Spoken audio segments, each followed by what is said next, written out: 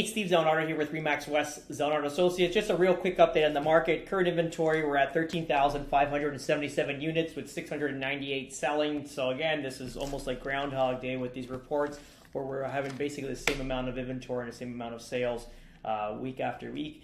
The difference is with last week compared to this week is that we did a deal on Saturday. We got 3 different offers on 3 different properties. We're one on sign back. We have another offer coming in. We have a potential another offer coming in on another property today. So it's almost like the market lit up over the weekend, which is great, where we can hopefully do 2 to 3 deals in the next few days here, get a lot of these listings that have been sitting quite some time now in the market, 30, 60, 90 days, and now we're starting to get some light at the end of the tunnel. It looks like we've adjusted the prices enough to get the buyers into action in order to submit an offer and hopefully firm these properties up. Even other properties, like there's 3 or 4 properties that we got offers on, and there's 2 or 3 other listings that we have that got showings after quite some time, and there is some interest. Like some of these buyers just are deciding between a few properties and another property.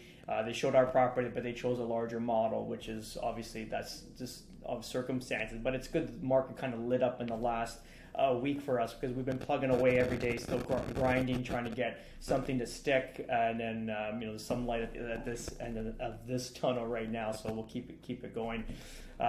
Switching gears into what's currently happening in the market, and this is my fear always, and this was my fear about 4 or 5 months ago when everyone was talking about how Canadians have holding power. They're not going to, there won't be any sellers selling in a desperate notion, but if you look at all circumstances financially, especially with people with fixed incomes, and then once there's a change in the amount of money they have to pay per month, we know there's going to be an issue. And then if we kind of look at, this article on BNN here. This is the article they just released last week. So it says more than half of Canadian mortgage holders worried about payments at renewal survey. Just remember that 2017 was the height of our last market, like our boom bust cycle, where we had this massive increase in inflation, houses went skyrocketing, and we just dropped off, and we kind of leveled out for 2-3 years until COVID hit.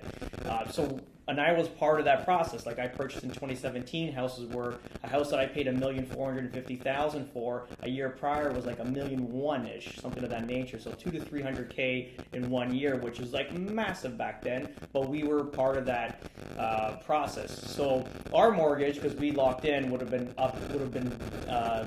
due in June. But we had no intentions of selling that house. So in January, I locked that in, I think at 2.12% for another 5 years. So I would have basically just skimmed by all the bullshit that we're dealing with now, just based on my paranoia on never trusting basically bankers and government, and always kind of looking out for myself rather than relying on other sources telling me information. I kind of look at all the data, look at all the forecasts, and then I'll make a decision. Sometimes it's right, sometimes it's wrong. This case we got right. And then again, we unloaded our primary residence in lieu of what was currently happening. Obviously, that house we sold for $2.3 million. It's probably worth $1.7 million now, something of that nature. So there was a substantial loss there. But let's continue on with this article. And so what they're saying now is well, I'll kind of read through it here quickly.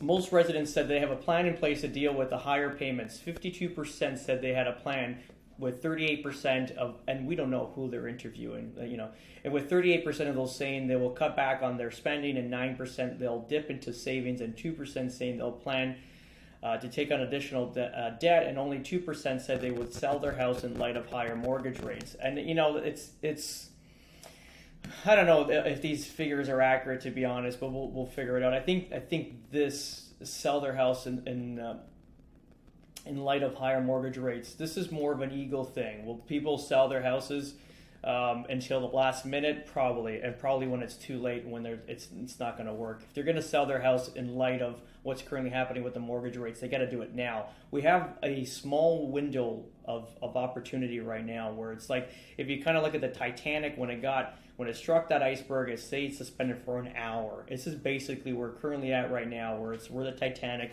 and we're still suspended in the ocean.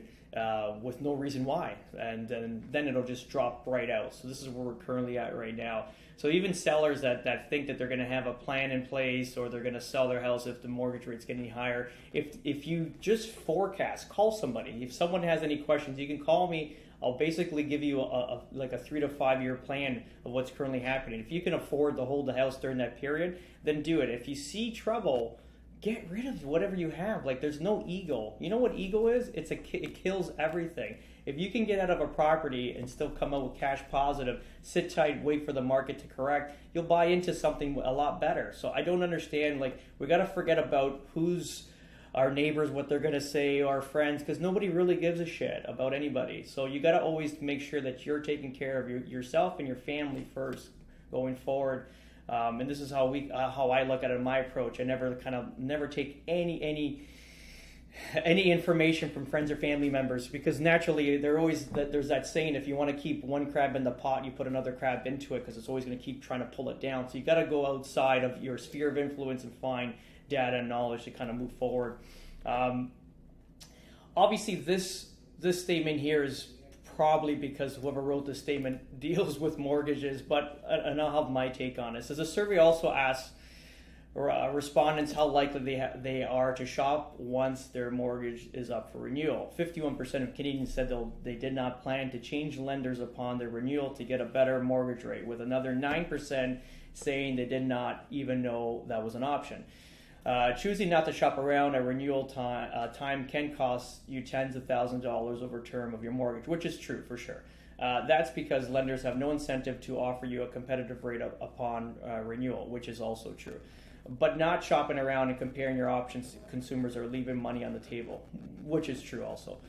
Keep in mind, however, that if you choose a new lender, you will have to go through the stress test. The survey found that this is not an option for everyone. 6% of the respondents said they'll like to switch lenders at renewal, but they're worried that they can't pass the stress test, which is also true. Because what happens is, if you ever got a new mortgage, the amount of paperwork and the amount of the process to go through all the the switch is a hassle. And the problem is that we know that there's uncertainty, and mortgage lenders are kind of being restricted on who they're lending to. So it's going to be a lot more difficult to kind of get with another lender. And what are you going to save in today's market? Maybe 10 or 20 basis points, if that, and maybe not even anything. So currently right now, to shop around is not a good use of your time, to kind of maybe find out what other people are offering, but ultimately, we just locked in one of our rental properties. Same thing, we just renewed because I didn't want to go through the process, specifically because it's a rental property and everything's changed financially. It's going to put a lot more